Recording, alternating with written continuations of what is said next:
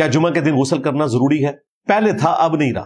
بخاری مسلم میں حدیث ہے کہ جمعے کے دن کا غسل واجب ہے، لیکن سنن ابی داؤد میں موجود ہے جب حضرت ابن عباس سے کسی نے پوچھا کہ ہمیں سمجھ نہیں آتی کہ جمعے کے دن کا غسل واجب ہے یا سنت ہے، تو انہوں نے کہا میں تمہیں مسئلہ بتاتا ہوں، پہلے یہ واجب تھا، اللہ نے ہمیں وسعت نہیں دی ہوئی تھی، موٹا لباس ہوتا تھا، پسینے کی حالت میں لوگ مسجد میں آتے تھے، بدبو پھیلتی تھی، پھر حضور نے کہا کہ جمعے کے دن کم از کم غسل کر کے آؤ۔ جب اللہ نے ہمیں وسعت دی، باریک لباس مل گیا، باریک لباس آپ کو پتہ ہے پسینے میں شرابور ہو تو خشک بھی جلدی ہو جاتا ہے، بدبو نہیں پھیلتی، پھر اب جس کی مرضی غسل کر کے آئے، جس کی مرضی غسل کیے بغیر آ جائے۔ اب یہ صرف سنت ہے، واجب نہیں رہا۔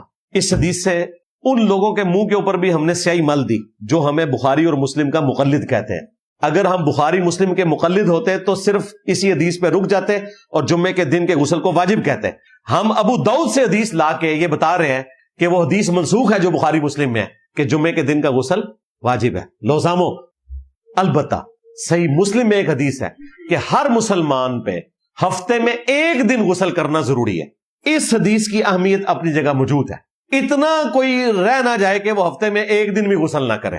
مسلمان تو ہے ہی پانی کی مچھلی ہے، اس نے روزانہ 5 دفعہ وضو کرنا ہے، تو ہفتے میں ایک دن غسل ضرور کرے، بہتر ہے کہ جمعے کو کرے، لیکن اگر جمعے کو نہیں کر سکتے کسی بھی دن کریں، کوشش کریں کہ ہفتے میں ایک دفعہ ضرور نہائے، مسلمان کے لیے یہ ضروری ہے۔